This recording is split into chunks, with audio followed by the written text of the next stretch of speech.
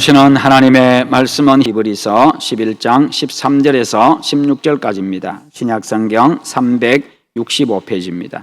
우리 다 함께 봉독하겠습니다. 이 사람들은 다 믿음을 따라 죽었으며 약속을 받지 못하였으되 그것들을 멀리서 보고 환영하며 또 땅에서는 외국인과 나그네임을 증언하였으니 그들이 이같이 말하는 것은 자기들이 본향 찾는 자임을 나타내미라. 그들이 나온 바 본향을 생각하였더라면 돌아갈 기회가 있었으려니와 그들이 이제는 더 나은 본향을 사모하니 곧 하늘에 있는 것이라. 이러므로 하나님이 그들의 하나님이라 일컬음 받으심을 부끄러워하지 아니하시고 그들을 위하여 한 성을 예비하셨느니라. 아멘. 오늘 말씀의 제목 같이 한번 읽어봅니다. 본향을 바라보며 사는 사람들. 아멘. 가을에는 이 풍성한 수확을 한다고 해서 예로부터 더도 말고 덜도 말고 한가위만 같아라, 그렇게 말을 했습니다. 추석 또는 중추절이라고도 이야기하지요. 또 중추가절이라고도 이야기를 합니다. 이 추석 한가위는요, 우리 민족의 추수감사절이라고도 할 수가 있습니다.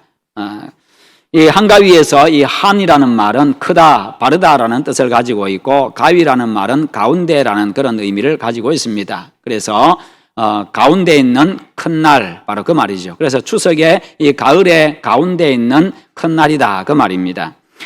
우리 민족이 이 날을 조상이 아니라 하나님께 감사하는 날로 우리가 만들어 가야 합니다. 하나님은요, 인간의 언어와 문화를 이용해 가지고 복음을 전하고 또 영혼을 구원을 하십니다. 그래서 다른 민족에 복음을 전하려고 하면요, 그들의 언어와 문화를 먼저 이해를 해야 합니다. 하나님은 그 민족 고유의 문화를 다 없애버리고 모두 다 유대 민족의 문화로 그렇게 바꾸라고 명하지는 않으셨지요. 그러기에 우리 민족의 문화를 잘 선용해 가지고 성경이 말하는 올바른 문화를 발전 개성해야 될 그런 사명이 우리에게 있습니다. 그러므로 우상을 숭배하는 문화를 유일하신 참신이신 하나님을 섬기고 예배하는 문화로 바꾸어 가고요, 어른들을 공경하고 예의 범죄를 중시하는 그런 성경적인 아름다운 문화 등은요, 우리가 잘 개성해 나가야 합니다. 그래서 설날과 추석이나 추석 등 이 고유 문화를 흩어졌던 가족들이 함께 만나서 하나님 앞에 감사의 예배를 드리고 그동안 베풀으신 하나님의 은혜를 함께 나누고 가족 간의 정과 사랑을 나누는 그런 날로 우리가 만들어 가야 합니다. 그래서 명절이 부담이 되고 짜증이 나고 스트레스 받는 그런 날이 아니라 기쁘고 행복한 날, 기다려지는 그런 날로 우리가 바꾸어야 하는 것입니다. 그래서 우리 그리스도인들의 가정들부터 먼저 이 명절이 기다려지는 날로 참 기쁘고 즐겁고 행복한 날이 되도록 그렇게 나가야 합니다.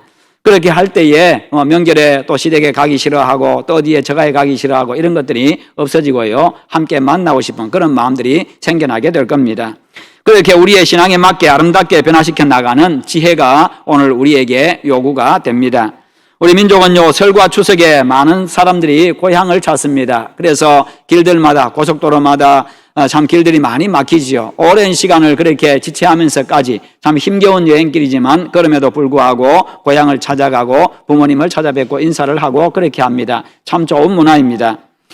고향이라는 말만 들어도 마음이 따뜻해지고 너그러워지고 그리고 그리움도 찾아옵니다. 특별히 고향을 멀리 두고 있는 분들, 자주 가지 못하는 분들은 더더욱더 그렇고 또 북한에 고향이 있어가지고 아예 가지 못하는 분들은 더욱더 그 마음들이 애절할 것입니다. 그래서 사람들은요, 고향을 참 좋아하고 고향을 많이 그리워합니다. 그러다 보니까 명절이면은 그렇게 많은 사람들이 이동을 하고 고생을 해가면서 그렇게 움직이고 그렇게 합니다. 그래서요, 정말 고달픔도 잊은 채 부모님이 계신 곳, 내가 태어나고 자란 곳, 동심이 있는 곳, 가슴을 따뜻하게 하고 잊지 못할 추억이 있는 바로 그 고향을 찾게 되는 겁니다. 그러나 고향에 가고 싶어도 갈 수 없는 분들을 위해서 또 여러분들은 기도하시기를 바랍니다. 그 이유는 여러 가지 또 이유가 있을 것입니다. 그런데 우리 그리스도인들에게는 이 땅의 고향과 하늘나라의 고향이라고 하는 이 두 개의 고향이 있습니다. 이 땅과 하늘, 이 두 개의 고향을 가진 그리스도인들은 이 땅의 고향뿐만 아니라 하늘의 고향에 대한 간절한 소망과 뜨거운 열망도 가져야 합니다. 그러면 하늘나라의 본향을 둔 우리가 이 땅에서 어떻게 살아가야 합니까? 첫째는 천국을 소망하며 하나님의 나라를 소망하면서 외국인과 나그네 의식을 가지고 살아가야 합니다. 그리스도인은 이 땅에 인생을 걸고 사는 사람들이 아닙니다. 천국을 소망하면서 천국을 최종 목표로 삼고 살아가는 사람들입니다. 천국 백성인 우리는 이 땅에서는 외국인이요 나그네라고 말씀하고 있습니다. 내가 돌아가야 될 나의 고국과 나의 고향이 따로 있다는 겁니다.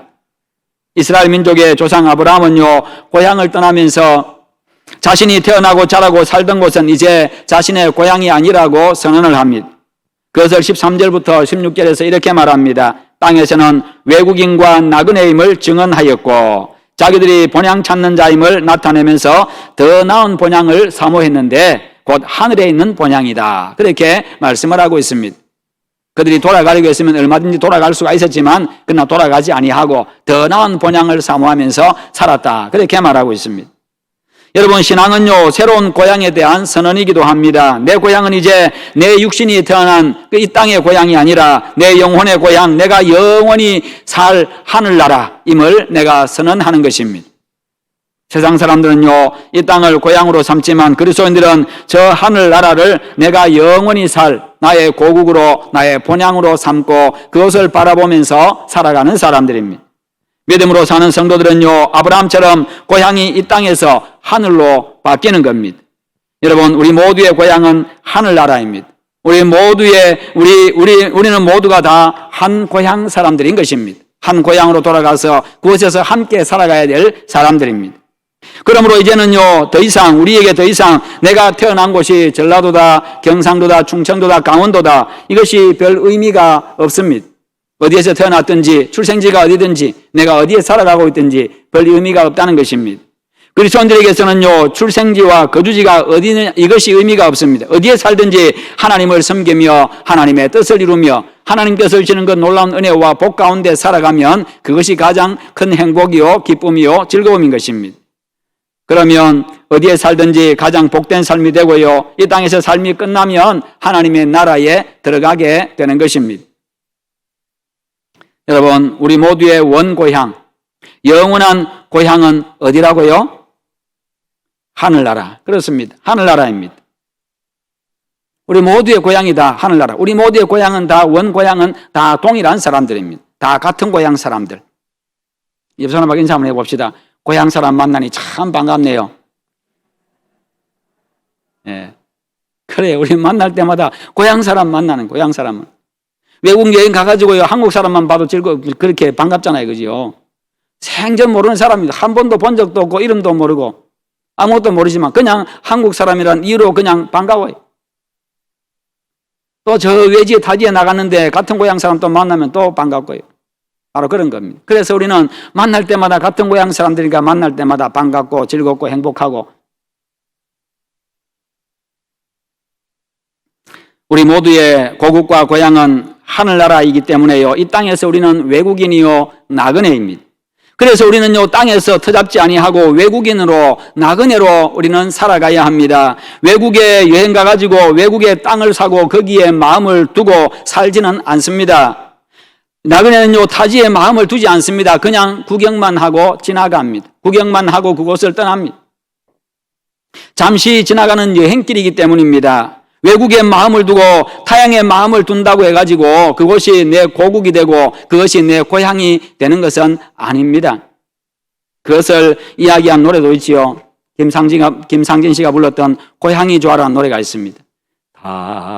타향도 정이 들면 고향이라고 그 누가 말을 했던가 바보처럼 아니야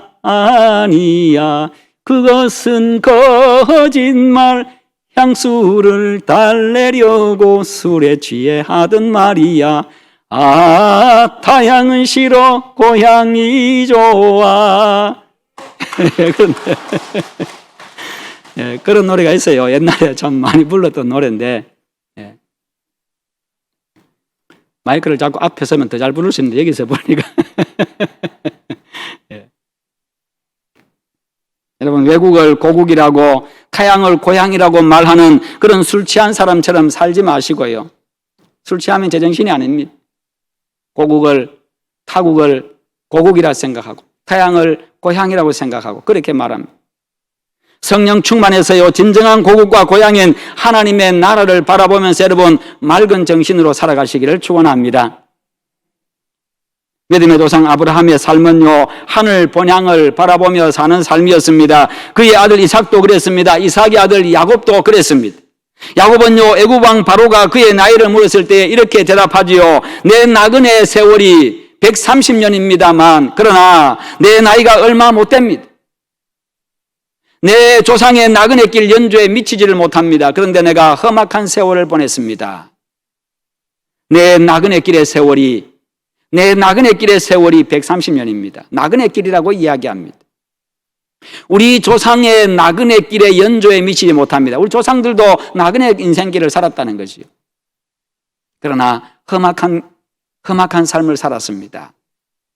그렇지요. 나그네 인생길이요, 험하지요. 힘겹지요.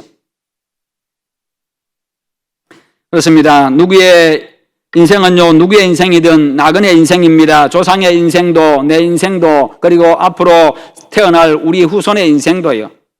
힘없는 자의 인생도, 힘 있는 자의 인생도, 부자의 인생도, 가난한 자의 인생도, 배운 사람의 인생도, 못 배운 사람의 인생도요, 다 나그네 인생입니다. 그래서 성도는요, 항상 이 나그네 의식을 가지고 살아가야 합니다. 나그네 정신으로 살아야 이 땅에 마음을 빼앗기지 않습니다. 나그네 정신으로 살아야 욕심 부리지 아니하고요, 넉넉한 마음으로 베풀며 살아갈 수 있습니다. 나그네 의식을 가지고 살아가야 사람들 용납하고요, 넉넉한 품으로 품어줄 수가 있습니다. 나그네 정신으로 살아야 그리스도인으로 이 땅에서 바르게 살아갈 수가 있는 겁니다. 이스라엘 민족의 역사를 보면요, 나그네 정신으로 사는 것이 얼마나 중요한가를 알 수가 있습니다. 이스라엘이 나그네 의식으로 이 세상을 살 때는요, 하나님을 의식하면서 살았습니다. 하나님을 의지하면서 또 살았습니다.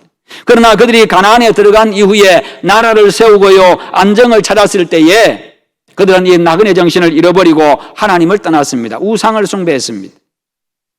그 우상을 숭배했다는 말은요, 우상을 숭배하면 그 우상을 숭배하는 거기에는 온갖 이 타락한 것들이 다 있습니다. 육체의 즐거움을 쫓았다는 것입니다. 자기 욕심을 따랐다는 것입니다. 하나님을 버렸습니다. 육체의 욕심과 세상의 즐거움에 마음을 빼앗겼기 때문입니다. 하나님께서는요, 나그네 정신을 잃어버린 그런 이스라엘을요, 바벨론의 포로로 잡혀가게 해가지고 70년간이나 나그네 생활을 직접 경험하게 했습니다. 그래서 그들에게 나그네 정신과 여호와 신앙을 회복하도록 만들어 주셨습니다. 그 결과 하나님의 은혜로 눈물과 고통과 이 서러움의 70년 포로 생활을 마감하고요, 다시 고국으로 돌아와서 성전을 짓고 여호와 하나님을 섬겼습니다. 다시금 그들의 신앙을 회복을 한 겁니다. 하나님을 의지하게 되었고 하나님을 바라보게 되었고요, 하나님께 소망을 두고 그렇게 살게 되었습니다. 이 땅이 아니라 하나님의 나라에 소망을 두고 살게 되었습니다. 그러나 그것도 잠깐이었습니다. 또다시 삶의 터전을 회복하고 살만하게 되니까요, 그들은 또다시 나그네 정신을 잃어버리고 이 땅에 또 마음을 빼앗겼습니다. 그러자 하나님은요, 다시 그 성전을 허물어 버리시고요, 이스라엘을 쳐가지고 2000년 동안이나 세계에 흩어져 가지고 그렇게 집시와 같은 나그네로 살게 만드셨습니다. 왜 성전을 허물어 버렸습니까? 세상에 마음 다 빼앗기고 껍데기만 가지고 와서 앉아있는 그들의 예배가 더 이상 의미가 없어졌기 때문입니다. 그러므로 성도는요, 이 땅에서 부하든지 가난하든지 강하든지 약하든지 나그네 의식을 가지고 살아가야 합니다. 그래야 하나님을 잊어버리지 않습니다. 떠나지 않습니다.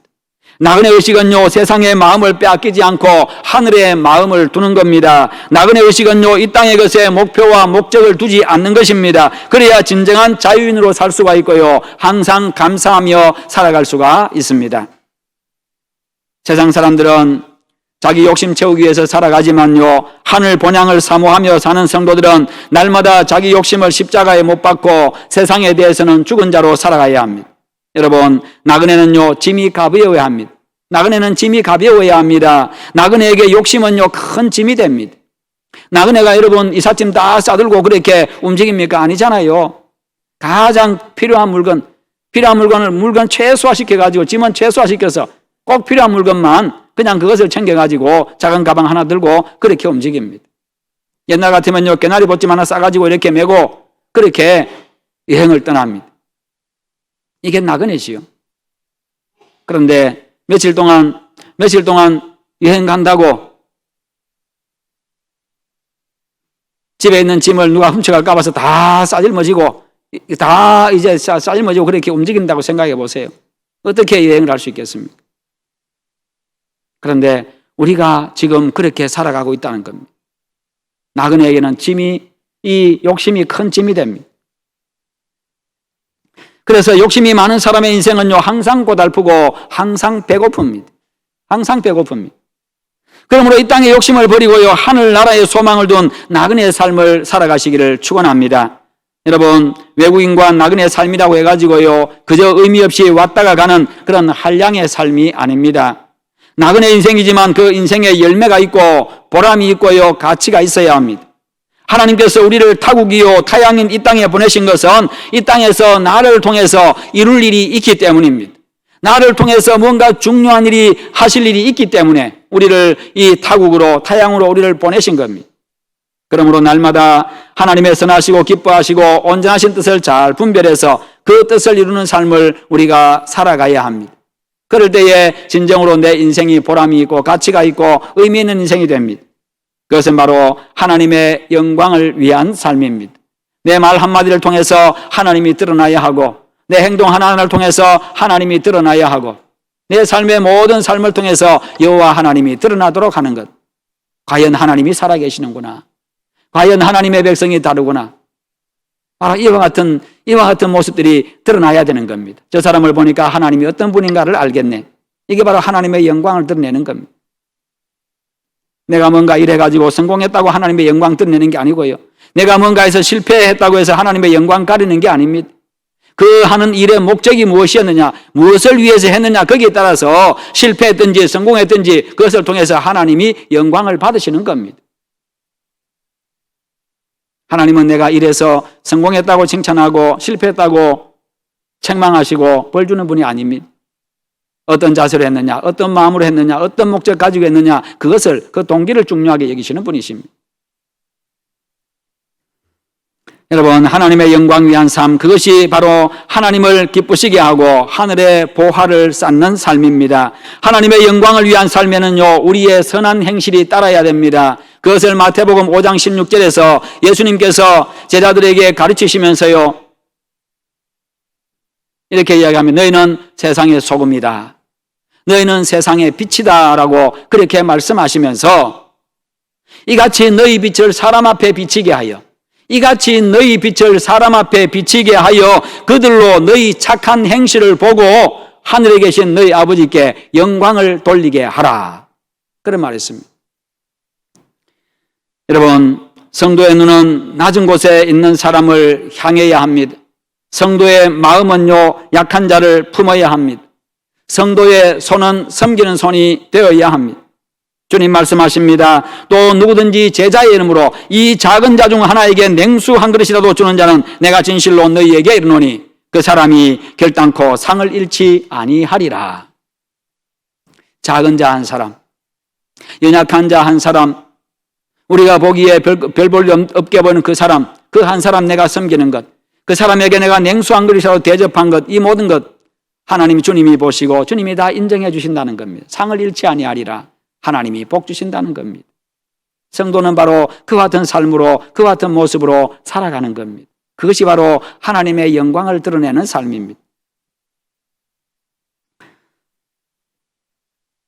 이번 추석에는 어렵고 힘든 형제들과 주위의 어려운 이웃들을 한 분씩이라도 돌아보는 그런 넉넉하고 아름답고 행복한 추석이 될 수 있기를 축원합니다. 이소부화에 나오는 이야기입니다. 작은 어항 속에 금붕어 2마리가 살고 있었습니다. 그런데 이 2마리가 사이좋게 지내면 참 좋겠는데 2마리밖에 없는데 그렇게 매일매일 싸우면서 다투면서요, 그렇게 살아갑니다. 그러다 어느 날 아주 좀 심하게 다투었습니다. 심하게 다투다 보니까 한 마리가 큰 상처를 입고 말았습니다. 큰 상처를 입고 시름시름 앓다가 그만 죽고 말았습니다. 그 모습을 보고 한 마리 살아남은 이 고기가요, 금붕어가 쾌재를 불렀습니다. 아, 이제 자유다. 이제는 내 마음대로 살 수 있겠다. 이제는 걸리적거리는 것도 없고 내 마음대로 살 수 있겠다. 그렇게 했는데 며칠 후에 이 고기도 죽고 말았습니다. 왜냐하면 먼저 죽은 그 고기가 썩으면서 그 물 자체가 전체가 다 썩어버렸기 때문입니다. 숨 쉴 수 없는 물이 되어가지고 자기도 죽고 말았습니다. 여러분, 사람은 혼자서는 살 수가 없습니다. 서로 도와가면서 살아가는 사람들입니다. 그 사람이 살아야 내가 살 수 있고, 내가 살아야 또 그 사람이 살 수가 있고, 그렇게 함께 더불어 살아가는 것이 사람입니다. 하나님이 그렇게 만들어 놓으셨습니다. 그러면서 행복을 느끼며 살도록 하셨습니다. 신앙도 마찬가지입니다. 더불어 믿어야 합니다. 믿음의 동반자가 있어야 합니다. 나 혼자 믿으려고 하면요, 굉장히 힘겹습니다. 믿음 지키기 어렵습니다. 그러나 내 옆에 믿음의 동반자가 있다고 하는 것, 믿음의 동역자들이 지금 이 자리에 함께 있다고 하는 것, 이 자체가 우리에게 큰 복인 겁니다. 그러면서 내가 약해졌을 때 옆에 와서 격려해주고, 와서 위로해주고, 나를 또 세워주고, 그렇게 하면서 우리 함께 가자고 손잡고 일으켜주고, 그러면서 함께 나가야 멀리 갈 수 있고 끝까지 갈 수 있고요. 우리의 신앙도 잘 지킬 수 있고, 힘겹고 어려운 일 다가왔을 때 함께 헤쳐나가면서 서로 기도해 주면서 그렇게 이겨낼 수가 있는 겁니다. 큰 일을 당했을 때도 그 일을 함께 해나가면서요, 동력하면서 그 일을 또 이루어낼 수가 있는 거지요.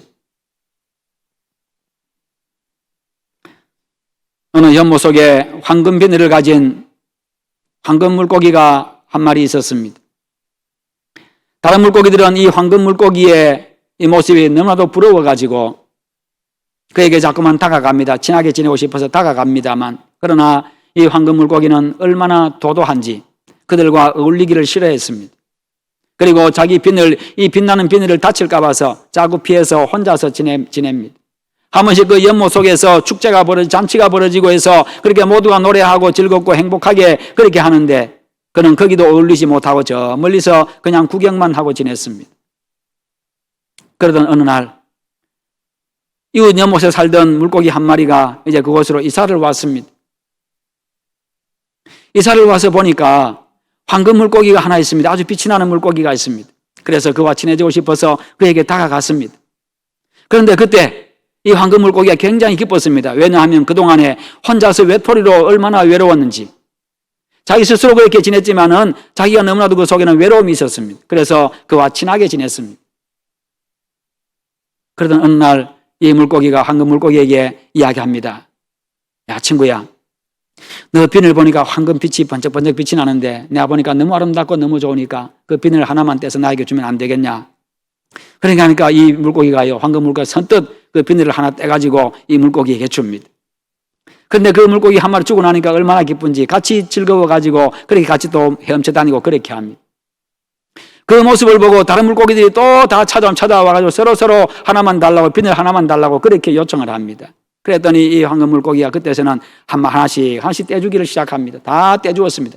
다 떼주고 나니까 자기한테는 황금 비늘이 하나도 안 남았어요. 완전히 그냥 평범한 물고기가 되고 말았습니다. 그럼에도 불구하고 너무나도 행복하고 즐거웠습니다. 그런데 어느 날 한 사람이 지나가다가, 그 숲길을 지나가다가 이 연못을 보니까요, 연못을 보고 깜짝 놀랐습니다. 왜냐하면 그 연못이 반짝반짝 전체가 빛나고 있었기 때문입니다. 왜냐하면 물고기들이 다 비늘 하나씩 들고 연못을 헤엄쳐 다니니까 그 연못 자체가 그냥 다 환하게 빛이 나는 그런 아름다운 연못이 되어진 겁니다.